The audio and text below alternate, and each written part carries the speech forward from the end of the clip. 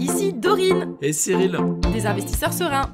après plusieurs années de travail en tant qu'ingénieur, nous nous sommes lancés en investissement immobilier. Après 5 années d'acquisition, nous étions devenus libres financièrement. Dans ce podcast, nous vous partageons les stratégies et les bonnes pratiques pour développer votre intelligence financière. Dans le but non seulement d'être plus riche sur le papier, mais avant tout pour devenir plus libre et plus heureux. Alors, ouvrez grand vos oreilles et préparez-vous à atteindre vos objectifs. La stratégie d'enchaîner de nombreux petits investissements avec Erwan Alain. Hello les investisseurs sereins, j'espère que vous allez bien. Aujourd'hui, j'accueille Erwan Alain. Erwan Alain est youtubeur et il fait grosso modo la même chose que moi, c'est-à-dire qu'il interviewe également des investisseurs et des entrepreneurs sur son podcast et sa chaîne YouTube. Donc, je l'ai découvert parce qu'il avait parmi ses invités des personnes que je trouvais fort intéressantes et je me suis dit, mais attends, le bonhomme là qui interviewe, lui aussi il a l'air intéressant. Tiens, je vais l'interviewer si jamais il est bien d'accord. Et en l'occurrence, Erwan a été d'accord, il a accepté, je vais découvrir tout son parcours. Je vous avoue, je ne sais pas tout à fait ce qu'il a fait pour le moment, mais on va le découvrir tous ensemble à travers cet épisode. Salut Erwan, comment ça va ? Salut, comment ça va? Bah, trop bien, je suis trop contente de t'avoir avec nous. Surtout que tu es aussi intervieweur et du coup, tu connais aussi un petit peu l'autre côté du micro de ce que c'est que Ça me fait bizarre d'interviewer des gens. de passer de l'autre côté, effectivement. Ouais, bah, c'est vraiment autre chose, hein. Et c'est marrant parce que interviewer des gens, enfin, en tout cas, je fais mon petit, mon petit speech, mais interviewer des gens, c'est un vrai métier, c'est une vraie compétence que j'essaye de développer au fur et à mesure et c'est vraiment un truc à part entière, quoi, d'interviewer des gens. C'est une compétence qui, effectivement, ça nécessite une concentration extrêmement importante. Moi, j'ai eu la chance, toute ma vie professionnelle n'a été faite que du métier de commercial. Et le métier de commercial, on dit, on a deux oreilles et une bouche, c'est parce qu'on écoute deux fois plus qu'on ne parle. Bah, le métier d'intervieweur, entre guillemets, c'est un petit peu la même chose. Il faut avoir une écoute extrêmement active pour être en mesure de rebondir et de poser les bonnes questions. Donc, c'est vrai que c'est un métier très spécial et effectivement, ça prend pas mal d'énergie. Ouais, et puis on se disait juste avant de démarrer l'épisode que ça donne plein d'opportunités de rencontrer plein de monde. Donc je suis ravie parce que grâce à ce podcast, je te rencontre toi, par exemple. Et ben également, c'est le podcast, moi, c'est un peu le conseil que je donne à tout le monde. Si quelqu'un veut en savoir plus sur un sujet, veut maîtriser un sujet sur le bout des doigts de la manière la plus rapide possible et avoir accès à des gens qui n'auraient pas accès, il n'y a pas plus efficace que le podcast. Parce Ouais. qu'en fait, ça nous donne accès à des gens que dans la vraie vie, on ne peut pas rencontrer. Et ça nous donne une excuse pour les rencontrer. Et par expérience, quand on contacte quelqu'un pour lui dire, viens, on va parler de toi pendant 2 heures, est-ce que ça t'intéresse? Quelle que soit la personne, qui que ce soit, tout le monde est intéressé par ça. Et ça permet d'avoir des rencontres assez extraordinaires. Bah voilà, alors on est là pour toi aujourd'hui, pour te mettre en lumière. Donc je vais, on va dire, tu vas passer par le processus classique de mes interviews. Alors moi, je commence toujours par l'enfance. Il me semble que toi aussi, tu fais ça sur ton podcast, mais moi, je trouve ça super intéressant pour comprendre le contexte de la personne, Ouais, bien d'où sûr. elle vient. Et en fait, moi, l'objectif à travers mes interviews, c'est aussi que les auditeurs se rendent compte que tout le monde a son chemin, que c'est accessible à tout le monde, qu'il y a une forme de différents déclics qui se font tout au long de la vie et que les personnes puissent s'identifier. Donc, je te laisse démarrer. D'où tu viens? Je sais même pas, voilà, tu as grandi. Et ce qui m'intéresse particulièrement, c'est quel était l'état d'esprit de la famille dans laquelle tu as grandi aux yeux de l'investissement en immobilier en général. Ok, bah écoute, j'aime beaucoup ton idée de chemin. Moi, j'ai une autre image, j'utilise celle du jeu de cartes. Et donc, je vais te donner mon jeu de cartes Ok, le qu'on m'a départ. transmis, entre guillemets, à la naissance, à mon plus jeune âge. Donc, moi, j'ai un frère jumeau. J'ai des parents tous les deux qui sont encore ensemble, qui sont en vie. Donc, j'ai une enfance dans un cadre assez idyllique, assez parfait. On n'a jamais manqué de rien. La vie était extrêmement belle. Il y a eu quand même un petit grain de sable et dans le jeu de cartes, une carte qui était un petit peu plus noire que les autres. C'est qu'à l'âge de 13 ans, on m'a diagnostiqué ce qu'on appelle une aplasie médulaire idiopathique, une maladie qui pouvait clairement me tuer, qui a duré 10 ans. Et il a fallu 3 greffes de moelle osseuse pour que je puisse en sortir vivant et que cette issue soit positive. Ah ouais. Et ça a conditionné quelques petites choses derrière parce que parce que ça m'a donné déjà une détermination, une envie de vivre assez importante, une joie de vivre aussi, un recul sur la vie, mais aussi une envie de liberté très importante. Et jusqu'à 13 ans, entre guillemets, tu n'avais aucun problème. Et à 13 ans, d'un Rien du seul tout. coup, on t'a diagnostiqué ça. Et ton frère Oui. jumeau l'avait ou l'avait pas non plus? Non, mon frère l'avait pas du tout. Donc les deux premières greffes ont été avec mon frère jumeau, Alexis. Et la troisième greffe, un médecin est venu me voir et me dire, écoute, tu vas faire une troisième greffe, mais tu ne t'en sortiras pas, tu vas mourir. J'ai fait cette troisième greffe avec du sang de cordon ombilical. Et maintenant, c'est cette greffe 12-13 ans après qui me maintient en vie et qui fait que je suis là ici aujourd'hui et plutôt content d'être là. Ah ouais, ah mais c'est marrant parce que, enfin marrant, je sais pas si c'est le mot, mais On peut le quand... dire, ça fait partie. En fait, je te mets très à l'aise avec ce sujet-là. C'est quelque chose qui n'est absolument pas triste pour moi. C'est mon histoire, c'est ma vie. D'autres ont dû gérer la perte d'un parent, d'un frère, d'une sœur.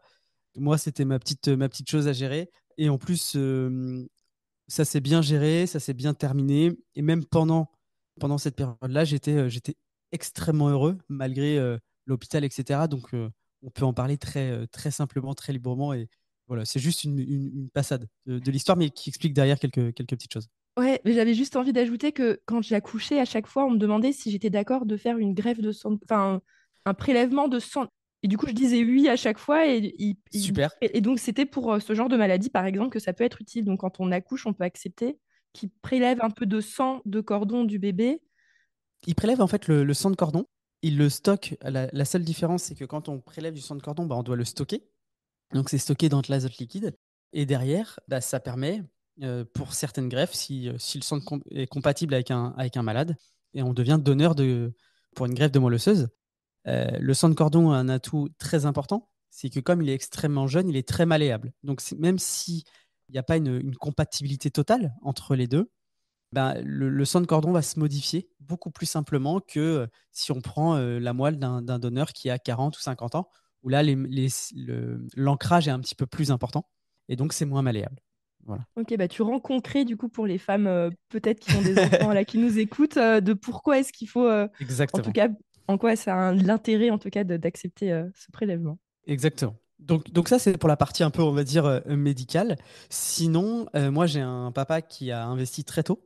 Il a investi en plus, comme par hasard, il reprend une entreprise ouais, en plein dans cette période et il investit en immobilier pile au moment où je tombe malade, quand j'avais 13 ans. Mais c'est un hasard ou enfin Total c'était hasard, ouais, ouais, total hasard. Et en fait, il investit et il fait ce qu'on appellerait aujourd'hui un immeuble de rapport. C'est-à-dire qu'il achète une maison, possibilité de faire 4 appartements. Et avec des mots d'enfant, il m'explique à mon frère et à moi ce qu'il va faire et le montage financier qu'il va réaliser. Que voilà, il va faire des travaux, que ça va lui coûter de l'argent, qu'il va rembourser la banque avec une mensualité et qu'il va y avoir des locataires qui vont payer un loyer et qu'il va prendre cet argent, il va le donner à la banque et que 15 ans après, cette maison sera à lui et il pourra bénéficier à 100% des loyers.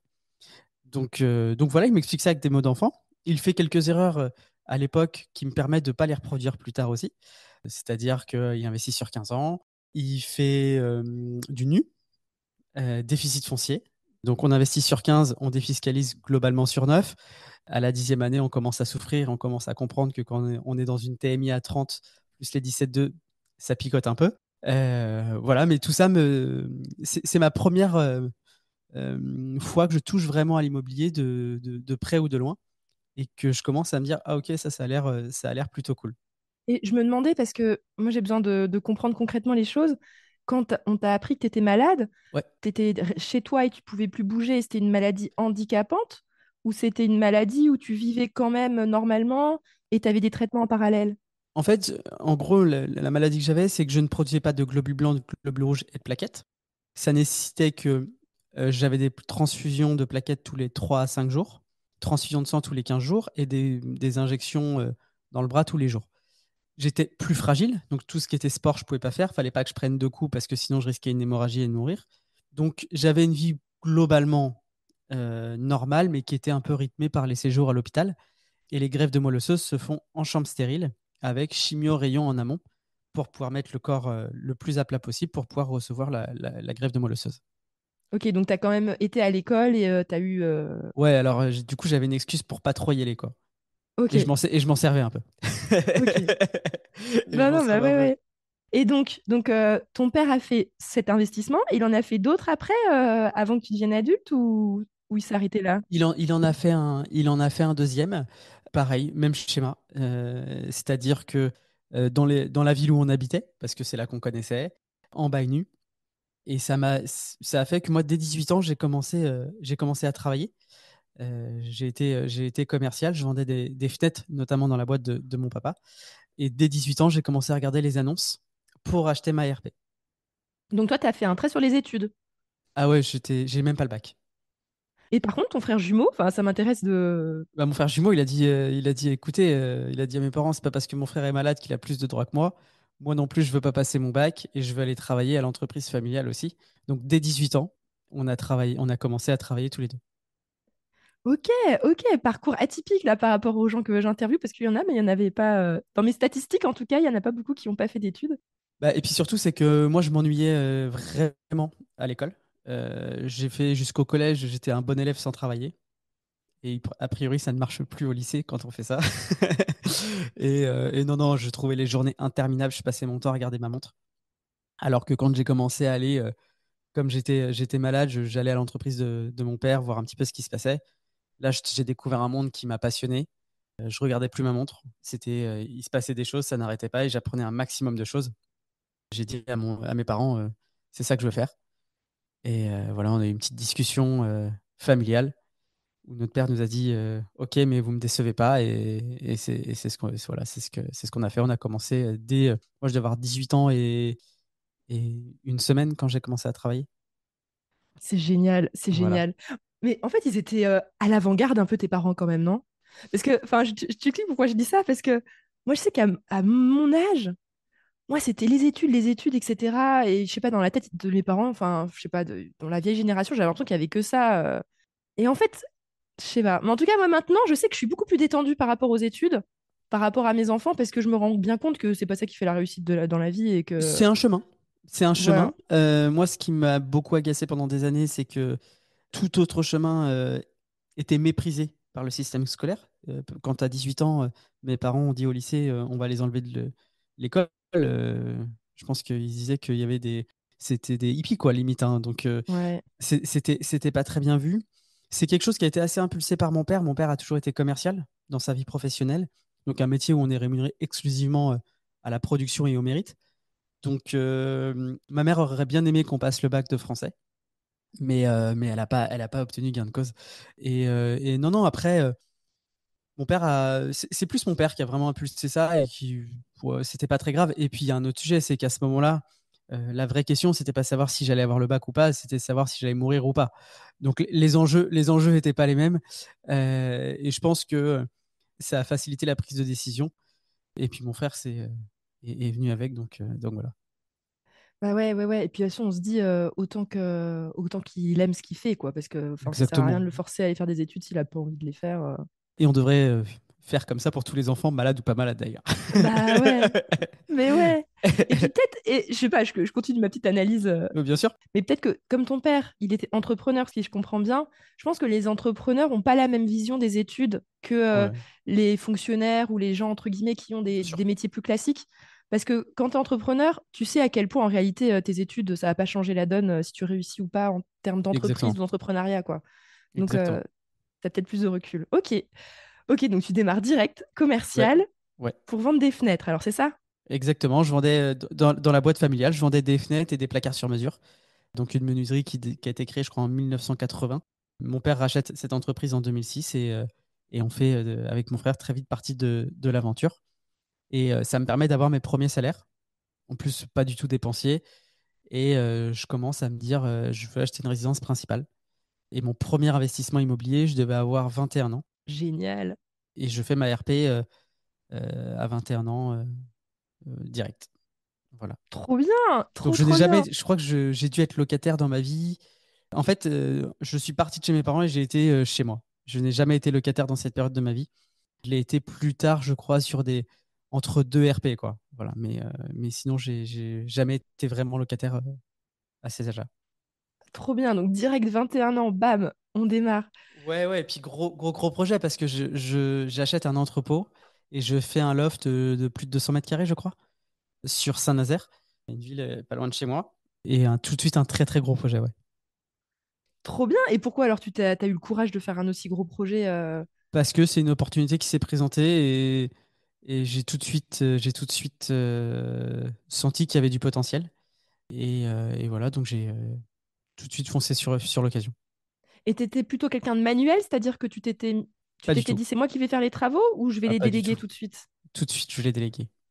Ah non, Ok. je suis plus efficace à m'occuper d'un client que de faire moi-même. Je suis absolument pas manuel.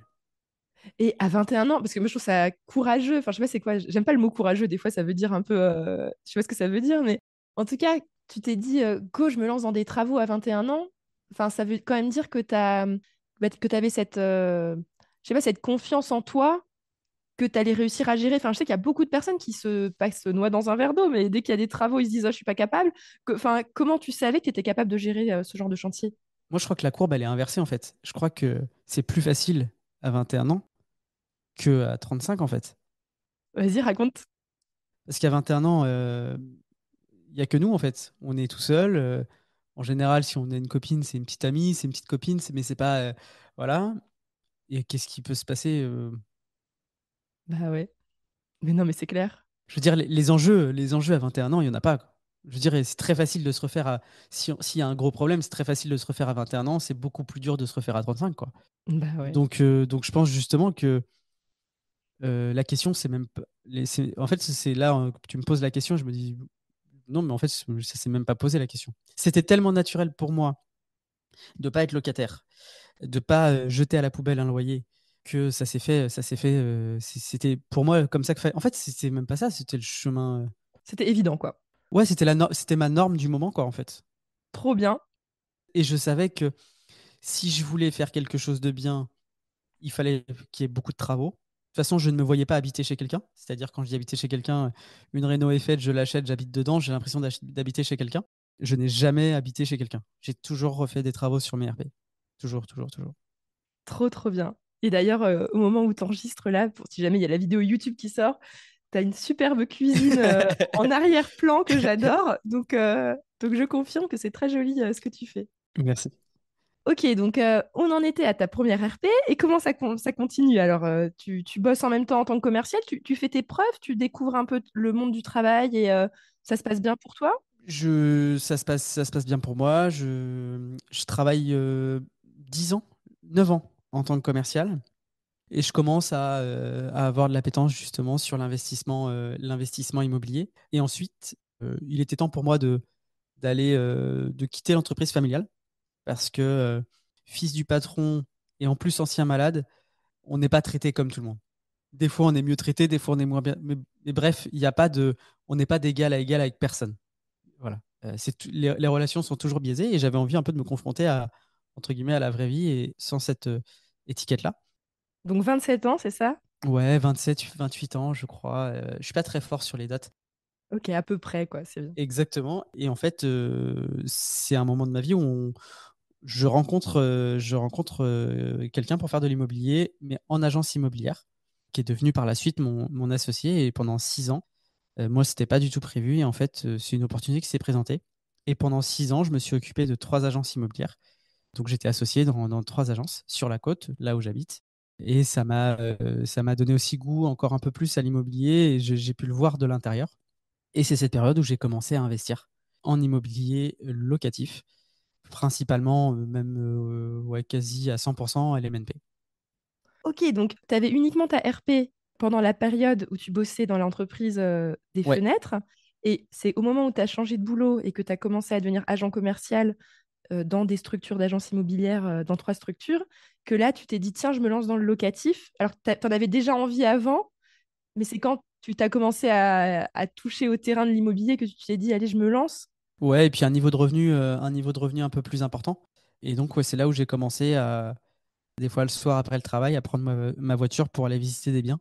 Et j'ai commencé à cibler, c'est ce que je conseille d'ailleurs à tout le monde quand on me demande, à cibler 1 ou 2 zones pour bien les connaître, trouver un bon interlocuteur sur place Et c'est là où j'ai commencé à investir en immobilier locatif, euh, à essayer de trouver des zones avec des vrais différentiels de marché, où on achète pas cher, où il y a vraiment une forte demande locative, et chose que j'ai trouvée sur mon secteur pas très loin de chez moi. Ok, et ce que je me demandais, c'est est-ce que tu as profité du fait d'être agent commercial pour trouver tes affaires ou tu faisais ces deux activités un peu en parallèle et elles se côtoyaient pas? Absolument pas, parce qu'en fait, j'étais déjà sur un secteur où moi, déontologiquement, je ne voulais pas être en concurrence avec mes clients, première chose. Et deuxième chose, je suis sur un secteur où on est sur un marché qui est beaucoup trop élevé. Le rendement locatif, dans les meilleurs cas, on peut espérer entre 3,5 et 5%. Donc même quand on investit, même quand on emprunte à 1 ou 2%, faire du cash flow positif, c'est très compliqué et c'est délicat. Alors qu'à une heure et demie de chez moi, j'ai pu trouver des rentabilités jusqu'à 15%. Alors, si je ferais le résumé en 2 secondes, c'est de dire que quand tu étais agent commercial, c'était plutôt pour des belles maisons ou des maisons sur la côte, des maisons secondaires ou des résidences principales pour des familles. Mm. Donc, c'était ça ton marché en tant qu'agent commercial. Et toi, en tant qu'investisseur, tu t'es intéressé à un marché plus, on va dire, Plus reculé. plus reculé. Et donc, c'était pas, l'un ne rentrait pas en concurrence avec l'autre. Ok, Exactement. tout Exactement. compris. Et j'ai trouvé deux zones principalement où j'investis, que je donne sans souci, hein. J'ai une zone dans le 44, qui est une ville qui s'appelle Châteaubriand, où on peut acheter à des prix plutôt avantageux. Il y a quand même une forte demande locative. D'ailleurs, j'ai absolument pas de vacances locatives sur ces secteurs-là, et qui nous permettent d'obtenir de très très bonnes rentabilités. Donc voilà. Et le deuxième secteur? Deuxième secteur, c'est du côté de Plouermel, dans le 56. Donc là, c'est vraiment centre-Bretagne, Ok. où là, on a encore des plus grosses rentabilités. Je trouve que avec le recul, le Châteaubriand est un secteur, en tout cas pour moi, je trouve que c'est le bon dosage. Ok. Entre la demande locative, prix de marché, je trouve qu'on est sur quelque chose, sur un dosage hyper intéressant, parce que si on arrive à régler des problèmes un petit peu sur les biens qu'on achète, eh ben on peut aller chercher des rentabilités facilement entre 10 et 12%. Sur des secteurs où je suis, c'est impossible. Ou il faut faire du Airbnb. Ouais. Ah, pour faire du Airbnb, t'as dit, ok. Mm, mm. J'adore la phrase que t'as dit. C'est si t'es prêt à régler des problèmes, tu peux atteindre de la rentabilité. Bah, c'est Et ça, la... je trouve que c'est super important pour mon audience de l'entendre et peut-être que d'expliquer un peu ta théorie. Parce que les gens, souvent que j'ai, ils s'attendent à trouver des biens rentables sans problème. Et au moindre petit problème ou truc qui va pas, ah bah non, il y a eu ça, donc du coup, j'ai lâché l'affaire. C'est quoi ta théorie un peu sur les problèmes, justement? Ma théorie, c'est que, et là on vient un peu empiéter sur le marchand de biens, mais c'est des compétences qui peuvent venir servir aussi la stratégie de quand on veut garder. C'est que si vous vous attendez à trouver une opération rentable, lisible de tous, cette opération n'existe pas. Voilà. Donc, moi, je cherche des opérations où il y a un problème à régler. Parce que s'il y a un problème à régler, ça veut dire qu'il y a peu d'acheteurs. On a un vendeur en général qui est en situation délicate sur le bien, qui très souvent en a marre, est fatigué. Et le fait de lui dire, certes, j'achète pas au prix que vous souhaitez, mais par contre, je récupère vos problèmes et je m'en occupe, et c'est fini, on passe à autre chose. C'est là où on peut faire des belles opérations et des belles affaires. Mais espérer, euh, moi, très souvent, on m'appelait, on me dit oui, appelle-moi quand il y a un coup à faire. Ou je dis ok, mais est-ce que tu es capable d'acheter ce truc-là dans ces conditions-là, avec cette incertitude-là? Non. Je dis donc, me demande pas des bonnes affaires. Tu vas acheter à 6% comme tout le monde, et puis pourquoi pas une Pinel, et ça sera très bien. Mais, et c'est important, cette notion de vouloir régler quelque chose. Mais régler quelque chose, des fois, c'est très simple, hein. Une maison, c'est le bordel, elle est sale. Des fois, ça peut suffire. C'est un T2, il y a une grande chambre, on peut transformer en T3. Il y a un mauvais DPE. Il y a plein de choses. Il y a plein, plein, plein, plein de choses. Mais tout ce qui fait peur à 95% des acheteurs est une opportunité pour un investisseur. Voilà ma théorie. Excellent. Non, mais ça fait du bien, je pense, à mon audience de l'entendre, donc nickel. Et donc tu as trouvé des biens avec des problèmes, Ouais. donc rentables. C'était quoi plutôt les genres de problèmes que toi, tu as décidé de résoudre? Alors moi, je me suis fait une spécialité avec le recul qui était les petites maisons. Petites maisons. Et pour la plupart, je les avais achetées avant le Covid. Petites maisons, une ou deux chambres, maison de ville, mitoyenne. Mais par exemple, un truc que je pensais pas qui était un problème, mais en fait, c'est un problème, locataire en place. génial. J'ai trouvé, alors, il y a 4 ans, locataire en place, 12% de rentabilité. Locataire en place, quasi sans négociation, j'ai obtenu les 12% de rentabilité. Parce que les gens qui visitaient ce bien, c'était une trop petite ligne pour un investisseur. C'est une maison que je crois que j'avais acheté 27 000 euros, 300 euros. C'était un truc comme ça. Je sais, vraiment, j'ai plus les chiffres en tête, mais c'était quelque chose de. Et les gens qui visitaient, c'était pour eux, pour de l'ARP. Les investisseurs s'y intéressaient pas parce que c'était trop petit. Et au final, comme il y avait un locataire, c'était une problématique. Moi, je l'ai accepté et ça m'a permis de faire l'opération. Ça peut être bon, les classiques, c'est les travaux, hein. Donc voilà, après, c'est une vraie compétence qu'il va falloir aller chercher parce qu'on peut vite s'enliser dans les travaux. Surtout ces 3 dernières années où le prix des matériaux, le prix de la main-d'œuvre a augmenté de manière assez importante. Donc voilà. Mais ma spécialité, en fait, avec le recul, c'est vraiment les petites maisons de ville. Mitoyennes des deux côtés, je trouve que c'est parfait. Avec un petit jardin, c'est magnifique. Ok, Voilà. nickel. Et donc, t'as enchaîné des opérations? Enfin, c'était quoi Ouais, je les ai enchaînés. Aujourd'hui, je dois avoir 13 lots en LMNP. Et je dois avoir, parce que maintenant aussi, on fait aussi avec mon frère et mon père, on fait aussi de l'investissement dans des locaux commerciaux. Et donc là, on est en société. Et ça, on doit en avoir, je crois, une quinzaine. Donc j'avais fait les comptes, je dois être à 27 ou 28 lots en tout. Mais aujourd'hui, ce qui me rémunère exclusivement, c'est mon LMNP. Donc, j'imagine, alors, toi, quand tu as fait ces investissements, t'empruntais à la banque à chaque fois ou t'achetais en partie cash? Parce que j'imagine si c'est des toutes petites opérations. Ouais, moi, je suis un comment? Un convaincu de la nuance. Alors, vas-y, raconte. Je m'explique, c'est-à-dire qu'il y a des grands principes en investissement. Ne pas acheter CRP, faut emprunter à 100%. Il y a plein de choses. Il faut emprunter le plus longtemps possible. Il faut absolument faire un différé, sinon vous êtes un tocard. Ok, très bien.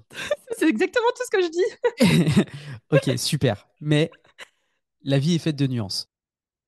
La vie est faite de nuances et j'ai certains investissements où j'ai pu emprunter à 100% et d'autres où je ne l'ai pas fait parce que je voulais aller très vite pour pouvoir avoir une autonomie financière le plus rapidement possible.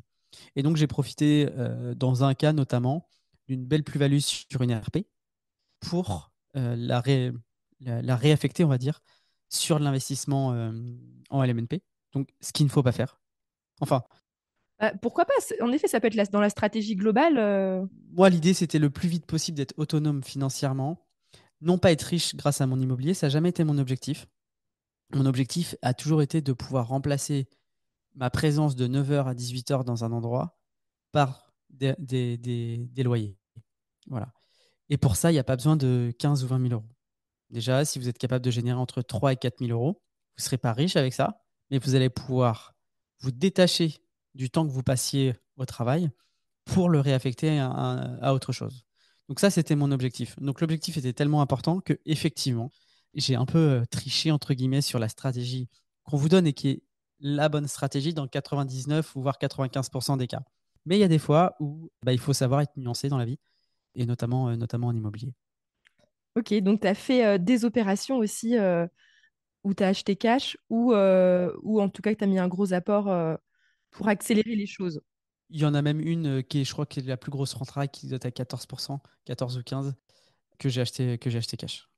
Ok, et ça, c'était grâce à ton métier de commercial, tu avais des coms et tu as réussi à économiser de côté ou comment tu as Non, fait? plus-value de résidence. Plus-value de TRP. Bah, Ok. de mes RP, j'ai pas fait beaucoup, j'en ai fait 2 ou 3, je crois, des plus-values de RP en 10 ans. Donc, Ok, ouais, donc c'est pas mal parce que tu t'es pas dit, tiens, comme j'ai ma RP a pris de la valeur, je vais m'acheter encore un plus beau truc et tout mettre dans ma nouvelle RP. T'arrivais à être mesuré en te disant, attends, j'affecte quand même une partie de mes bénéfices, entre guillemets. je suis un convaincu que les pièges à ne pas éviter, c'est d'augmenter son train de vie en fonction de ses revenus. Mais en fait, oui et non, parce qu'en fait, c'est hyper nuancé ce que je vais dire. Il y a des pièges dans lesquels il ne faut pas tomber. Le piège de j'augmente mes revenus, j'augmente mes charges fixes, je prends un leasing sur une voiture un peu mieux, j'achète une maison un peu. Et en fait, je m'enferme et je m'emprisonne dans une situation financière qui fait que je suis piésément lié auprès de mon employeur. Ça, effectivement, je pense que c'est un piège où on a tous la tentation et dans lequel il ne faut pas tomber parce qu'à un moment donné, on ne pourra plus sortir de sa situation si c'est un souhait. Après, il y a des gens qui ne le souhaitent pas et c'est OK. Mais attention à ne pas se retrouver dans cette situation par défaut et sans. Parce qu'en fait, c'est même pas. On tombe pas dedans, on glisse dedans sans s'en rendre compte, hein. Ouais. Et ça, c'est une chose. Après, je suis aussi un peu nuancé sur ce sujet-là, où d'aller dépenser de l'argent pour des expériences, certaines choses qui vont vous inspirer et vous donner envie de réussir, je pense que c'est aussi important. Donc en fait, il y a aussi un juste milieu à avoir, c'est de qu'est-ce qui m'inspire et qu'est-ce qui me donne d'aller plus loin et qu'est-ce qui m'enferme. Voilà. Et je pense que c'est très dur à faire, mais de bien saisir la différence entre les deux. Mais c'est ça, en fait, c'est de réussir, je sais plus, mais moi, je suis pas une spécialiste en gestion de budget parce que moi, j'ai toujours été en mode je dépense le moins possible. Donc, j'ai jamais fait de Ok. grands budgets compliqués, quoi. Oui, oui, oui. Tu sais, il y a des gens, ils font des budgets, machin et tout. Bon, moi, j'ai toujours été en mode tout ce qui rentre pas dans mes objectifs de vie, en fait, bah, je les dépense pas, quoi. Et donc, ça faisait le tri et c'était rapide. Et du Mais coup, il n'y a pas besoin. Mais oui, bah, mais en fait, c'est voilà, ça. c'est Il n'y ça. a pas besoin d'être rigoureux sur quelque chose qui n'est pas un problème, en fait. Ouais. Il y a des gens, par exemple, moi, où je conseille, je leur dis, moi, j'ai mis en place un truc qui est un peu le système des enveloppes de nos grands-mères, où elles avaient une enveloppe de temps pour les courses, de temps pour les. Mais en fait, je pense qu'il y a des gens qui ont besoin de ce fonctionnement-là. Et aujourd'hui, il y a des trucs qui sont très bien, qui sont des cartes bleues gratuites bloquées et qui permettent d'affecter de l'argent. Et puis quand il n'y en a plus, il n'y en a plus, quoi. Bah ouais. Certaines personnes ont besoin de ça, et d'autres, quelqu'un qui est hyper rigoureux, qui fait gaffe, et ça n'a jamais été un souci, qui a un super scoring bancaire, qui est vraiment un bon père de. Qu'est-ce qu'on va aller l'emmerder à lui imposer des trucs alors qu'en fait, il n'en a pas besoin, quoi. Ouais, moi, je suis de la deuxième catégorie, en effet. Je suis dans la catégorie, de toute façon, voilà. Donc c'est un non-sujet. En fait, c'est Ouais, un c'est un non-sujet pour moi, mais non-sujet concentrons-nous sur autre chose, du coup. Mais après, ça Ouais. m'intéresse parce que moi, du coup, j'ai un autre problème et je veux voir si toi, tu l'as aussi peut-être, je sais pas. C'est que moi, en tout cas, j'ai toujours eu cette logique de, bah, mon objectif, c'est d'être libre. Donc, je mets le plus d'argent de côté possible. Je dépense uniquement pour les choses qui sont utiles ou qui vont me faire grandir et cheminer vers mon objectif. Mais tout ce qui ne rentre pas dans mon objectif, je dépense pas d'argent pour.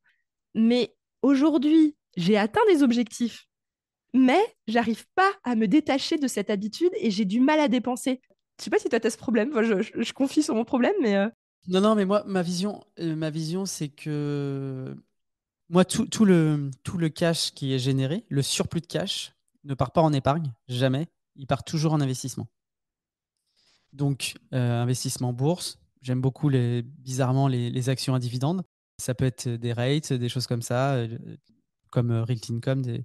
Donc, moi, tout est réinvesti.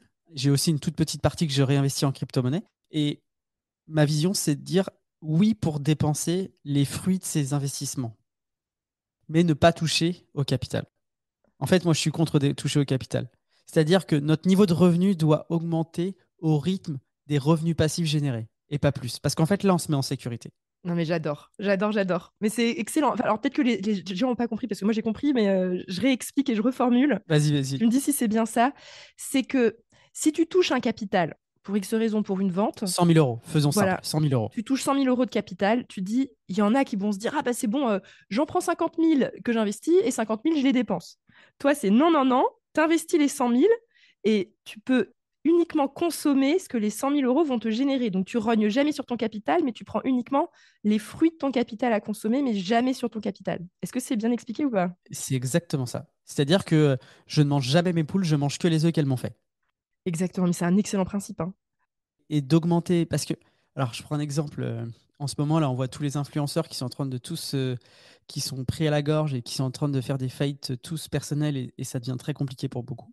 Et moi, je suis même pas au courant, je savais pas. Bah, si, si, parce qu'en fait, a priori, ils sont en train les placements produits, c'est plus que c'était.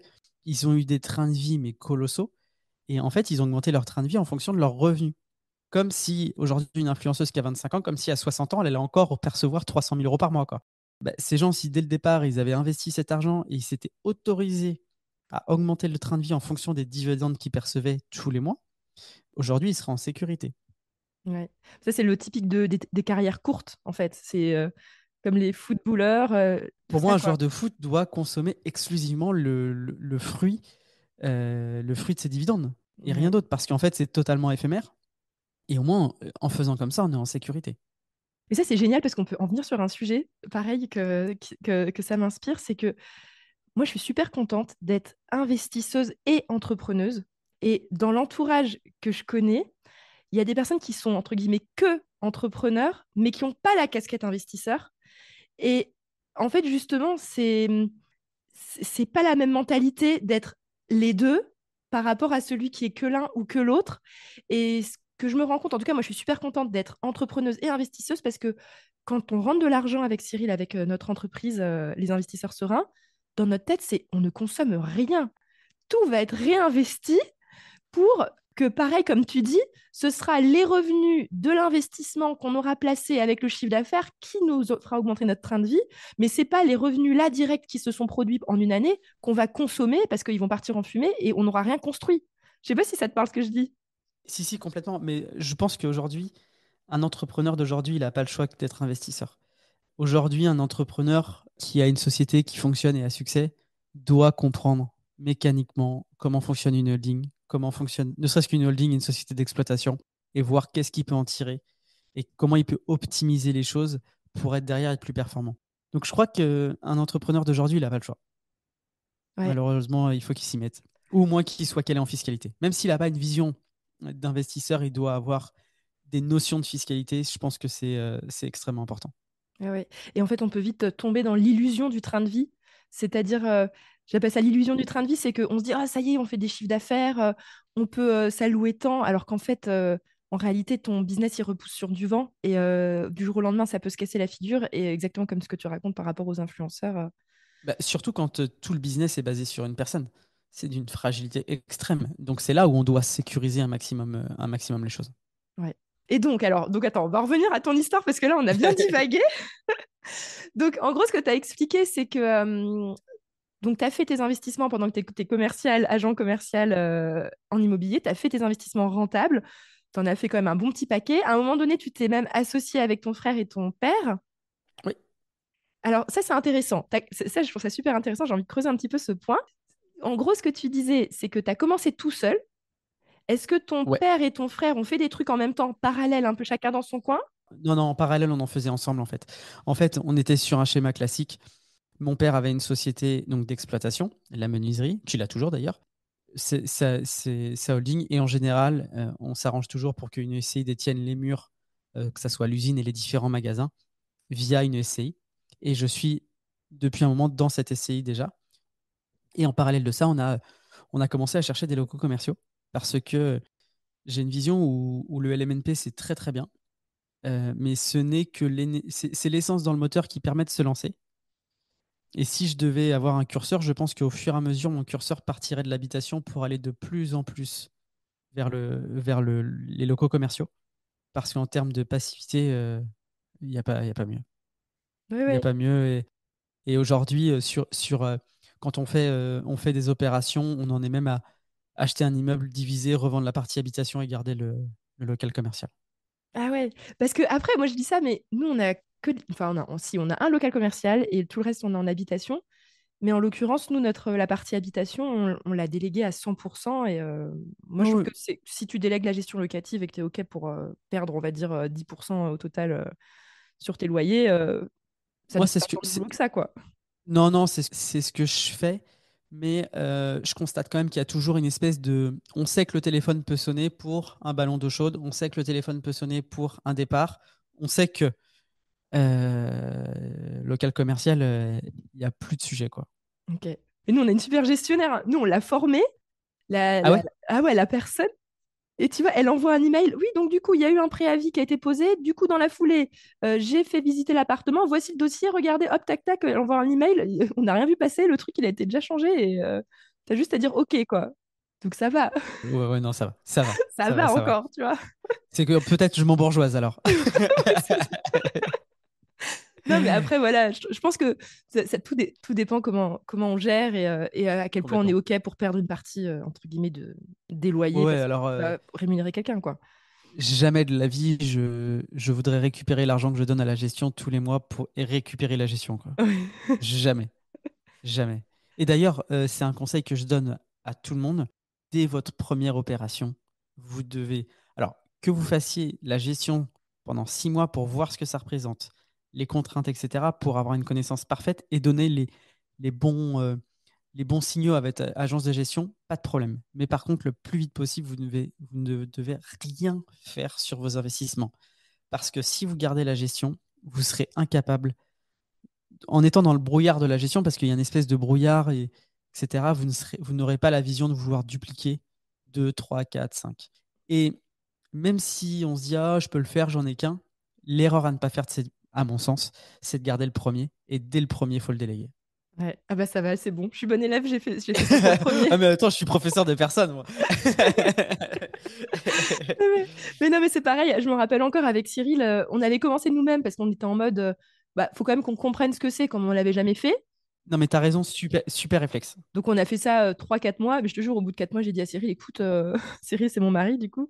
Je lui ai dit, non, mais en fait, c'est bon, j'ai vu, j'ai compris, C'est bon, maintenant je veux c'est pas fini. faire. Non, non, et puis en fait, si tu veux avoir l'esprit tranquille, Mais c'est ça. tu peux pas aller visiter un bien, négocier, aller voir la banque et gérer le ballon d'eau chaude, quoi. Ouais, c'est ça. À un moment donné, il faut faire des choix. Et on était en mode, bah, le but, c'est de grossir. C'est pas juste Bien sûr. d'économiser 5% sur l'existant, quoi. C'est tout l'intérêt de l'immobilier. Moi, c'est ce que j'aime. Et on peut scaler en immobilier parce qu'on travaille à un moment donné, suivant les projets entre 2 semaines et 6 mois. Et une fois que c'est fait, normalement, il n'y a plus rien à faire. Sauf, moi, je conseille quand même à tout le monde de faire un arbitrage une fois par an et de valoriser l'ensemble de son patrimoine et de se dire ça je garde, ça je garde pas, et de calculer les rentabilités, non pas sur la valeur dont ça nous a coûté, mais sur la valeur réelle du marché. Et des fois, il vaut mieux revendre certains biens, arbitrer et les réallouer sur d'autres secteurs si on veut optimiser certaines choses. Donc voilà, ça, je le conseille par contre une fois par an. C'est la seule chose que je conseille de faire. Alors ça, c'est quelque chose dont on n'a jamais parlé sur le podcast, justement, des arbitrages. Je sais pas si tu peux le réexpliquer de façon un peu plus simplifiée. Pourquoi est-ce que Ouais, tu fais ton calcul de rentabilité? Alors là, je fais la personne naïve comme ouais, bien l'auditeur, sûr. mais pourquoi est-ce que tu calcules ta rentabilité sur la valeur actuelle du bien et tu calcules pas ta rentabilité par rapport à quel En prix fait, tu l'avais acheté? je calcule les deux, c'est-à-dire que si, en général, quand on fait de l'investissement immobilier et qu'on garde, on va aller chercher une très bonne rentabilité. Mais ça peut arriver qu'on achète sur un secteur qui va prendre et la valeur du bien, la valeur patrimoniale du bien va augmenter. Donc peut-être que vous avez fait un investissement à 10%, mais que le marché a été tellement bon que la valeur de votre bien a été multipliée par 2 et votre investissement n'est plus que de 5%. Et ben, ce bien-là, il vaut mieux peut-être, en faisant tous les calculs de plus-value, etc., bien entendu, le revendre et réinvestir cet argent sur un projet à 12 ou 13%, puisqu'on a les compétences pour le faire. Et du coup, on va avoir un meilleur cash flow et une rentabilité qui sera bien meilleure parce on aura arbitré. Moi, je conseille vraiment d'arbitrer une fois par an. Vous demandez, moi, mon agence de gestion, ça a été dans le deal dès le départ. J'ai dit, je voudrais une estimation de tous mes biens une fois par an, valeur locative à l'instant, de valeur marché, pour pouvoir me dire, ça je vends, ça je garde. Mais au moins, quand vous décidez de vendre ou de garder quelque chose, vous le faites en connaissance de cause et vous avez tous les éléments pour le faire. Voilà. Et donc, en l'occurrence, toi, tu as arbitré déjà plusieurs biens. Ouais, ça m'est arrivé. Ça m'est arrivé un fois deux. C'est-à-dire que potentiellement, je pouvais faire x2. Et en plus, ce qui est top avec l'arbitrage, c'est que vous pouvez aussi très bien tenter des choses. Je veux dire, il n'y a pas y a pas de sujet. Si vous voulez essayer de vendre, je sais pas, le prix marché, c'est 70 000 et en fait, vous voulez essayer à 80 et ça part à 80. Et si ça part pas, il se passera rien. Donc en fait, personne ne vous forcera à vendre un bien que vous n'avez pas envie de vendre si c'est pas le prix que vous souhaitez. Donc les choses sont assez simples. Et toi, du coup, tu étais LMNP et tu as basculé Ouais. en LMP parce qu'à un moment donné, tu as arrêté de bosser, tu as pu arrêter de bosser à un moment donné. Comment ça s'est passé? Très honnêtement, je vais voir l'année prochaine. L'année dernière, j'étais encore à l'MNP. Parce que avec mon départ, on était encore sur l'année fiscale. Je pense que là, je vais passer en LMP, ouais. Ok, ok. Tu J'attends de voir. sais que j'ai fait un super épisode, je sais pas quand est-ce qu'il va sortir, avec justement une personne que j'apprécie énormément qui a cette double casquette, à la fois un gros investisseur et en même temps, il avait fait un master en gestion de patrimoine, il connaît super bien la Hmm. fiscalité. On a fait un épisode dédié le passage du LMNP au LMP. Il détaille tout de façon vraiment, en plus plutôt d'un niveau avancé, donc ça va t'intéresser. Non, non, et puis. Alors, moi, en vrai, ça me fait pas peur. C'est Mais pas quelque ouais, chose qui m'inquiète. Je sais que ça a quelques conséquences, mais qui pour certaines, notamment la revente, je crois que même la revente va être un peu plus intéressante. Donc il y a en vrai, Ouais, et puis de toute façon, on s'en fiche, hein. T'as un projet de vie, t'avances, quoi. ouais, ouais, et puis en vrai, ce qui coûte cher en immobilier, c'est l'inaction. Ce qui coûte cher, c'est de regarder le bon coin et de jamais acheter. Donc vaut mieux, en vrai, faudrait pas trop le dire, mais vaut mieux passer à l'action, faire quelque chose, même si c'est imparfait, mais au moins on apprend. Mais ouais. Mais en plus, toutes les personnes que j'interviewe, il y en a plein, plein hein, qui font des erreurs. Et en fait, en réalité, c'était mieux de les avoir faites que de pas avoir fait, d'avoir rien fait. Donc, faut avancer, quoi. Apprentissage niveau 1, c'est parfait. On est en condition, on apprend. Moi, la seule chose que je dis, moi, l'opération numéro 1, j'appelle l'opération doudou. Parce qu'elle est faite, elle est là pour rassurer l'investisseur. Pour moi, elle doit être pas trop grosse pour que l'investisseur puisse passer à l'action. Et surtout, elle ne doit pas être trop grosse pour pas bloquer la suite. C'est-à-dire que si votre première opération est tellement grosse que derrière, vous ne pouvez pas en faire, pour moi, c'est pas la bonne. Si vous avez un souhait de scaler et de dupliquer, c'est pas la bonne. Donc, petite opération, parce qu'en fait, que vous investissiez, vous fassiez une opération à 30, 50 000 ou à 300 000, vous allez apprendre toutes les fiscalités de la même manière. Vous allez aller au bout des choses de la même manière. Et en fait, donc, moi, je dis commencer par une opération à 30 ou 50 000 euros.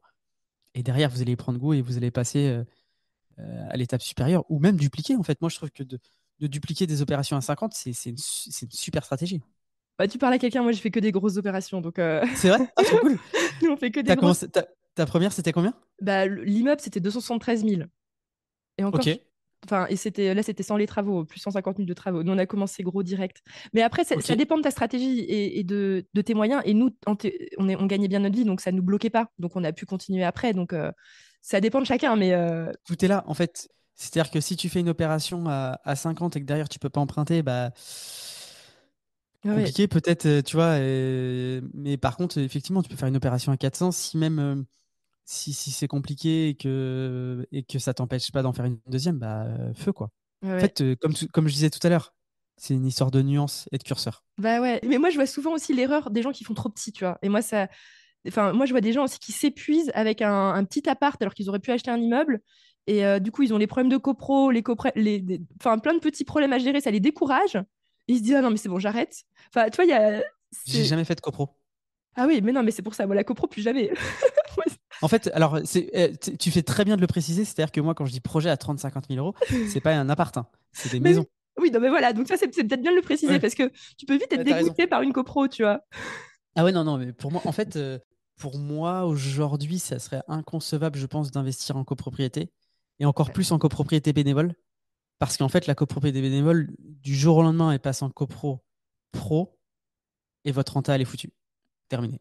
Et en fait, et du coup, ce qui est un peu délicat, c'est que vous remettez la réussite de votre investissement entre les mains de quelqu'un, d'autres personnes que vous. Et ça, c'est problématique.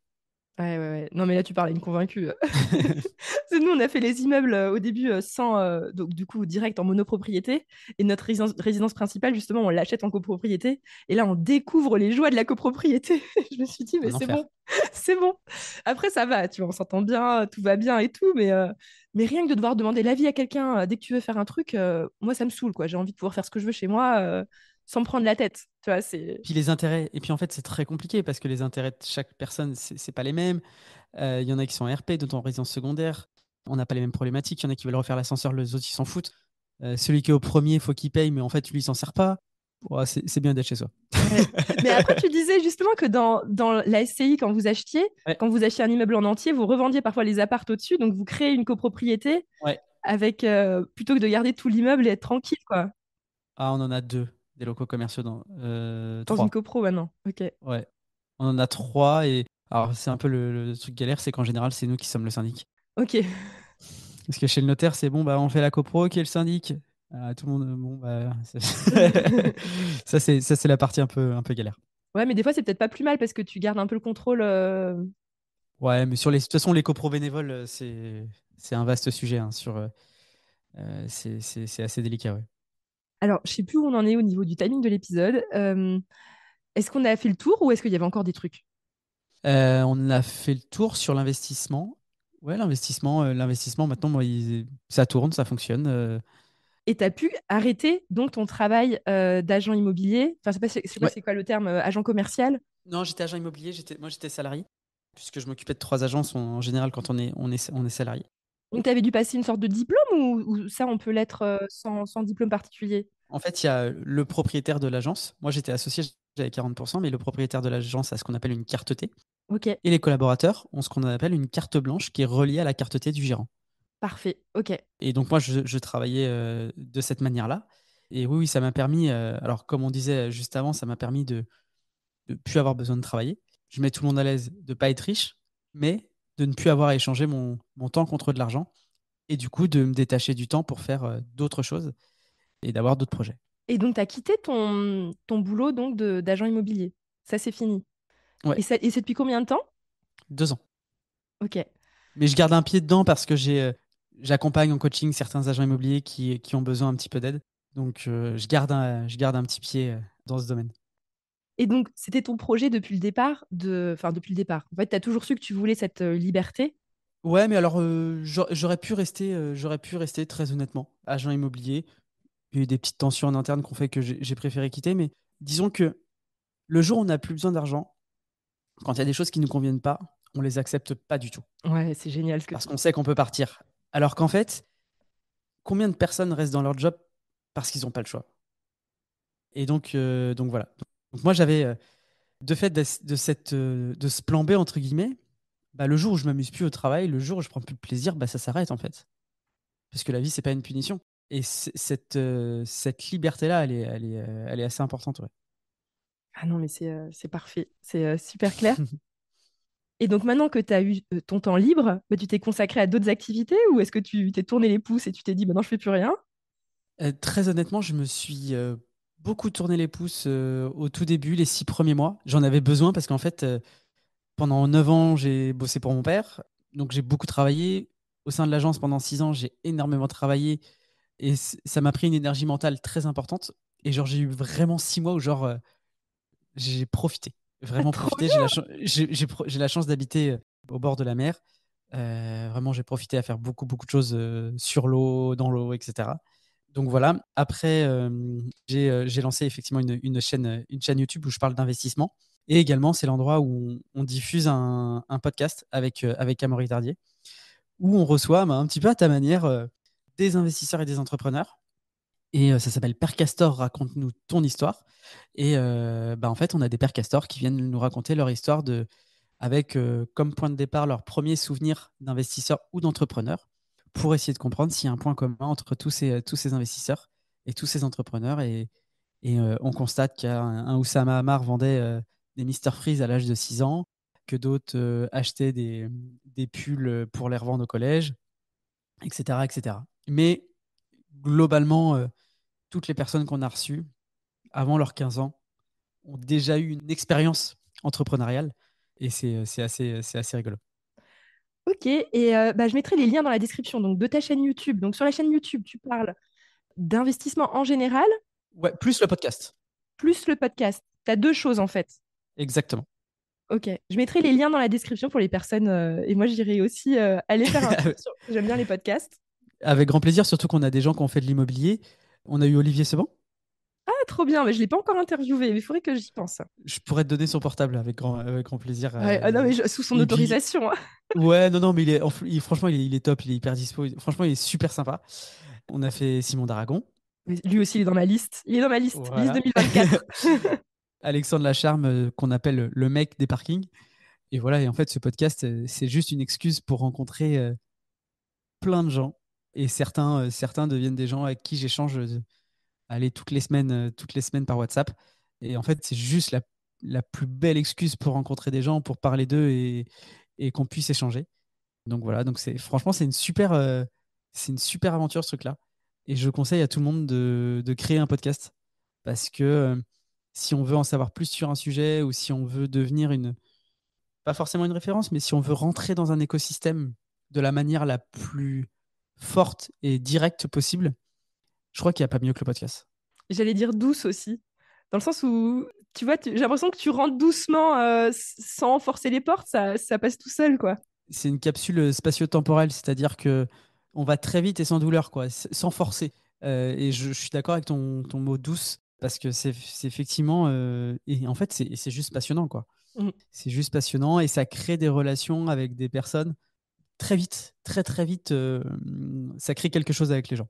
Et c'est une question, hein, est-ce que tu fais aussi du business en ligne, c'est-à-dire tu vends des choses ou pas? Enfin, c'est juste pour savoir. J'ai lancé une petite formation assez petite sur l'investissement IMO qui n'a pas forcément très bien marché. J'ai dû faire, je crois, une quinzaine ou une vingtaine de ventes qui étaient vraiment, et qui est toujours dispo d'ailleurs, mais qui étaient orientées passage à l'action. C'est-à-dire qu'il y a beaucoup de formations qui existent sur le marché où on annonce des 70 heures, 80 heures de formation. Et en fait, je constate là qu'il y a un nombre de personnes assez importantes qui deviennent un peu les spécialistes des vidéos YouTube, qui ont lu tous les bouquins qu'il fallait, qui ont regardé toutes les vidéos, qui ont acheté 3 formations et qui sont jamais passés à l'action. Et en fait, moi, je crois que ma formation, le cumul des vidéos, ça doit être 3 ou 4 heures. Parce qu'en fait, je veux que les gens passent à l'action. Et puis en plus, je suis dans mes propos en général assez synthétique quand j'explique les choses. Mais c'est surtout que à un moment donné, personne ne vous prendra par la main pour aller sur le bon coin, Bah ouais. visiter, visiter des biens, faire des offres, apprendre. Et à un moment donné, enlever YouTube de votre téléphone et aller sur le terrain, quoi. Ouais, non mais trop bien, trop trop bien. Voilà. Bah, c'est parfait, bah, merci beaucoup, comme ça tout le monde sait ce que tu fais et bah, avec grand plaisir, j'irai écouter tout ça et merci beaucoup en tout cas d'être venu. Moi, ça m'a fait bah, super plaisir d'échanger avec toi, tu as fait des belles punchlines. Je vais pouvoir découper des petites vidéos pour mettre sur mon compte Instagram, ça va être sympa. Avec grand plaisir. Et puis bah, merci à toi d'être venu et à une prochaine. À très vite. Salut. Salut!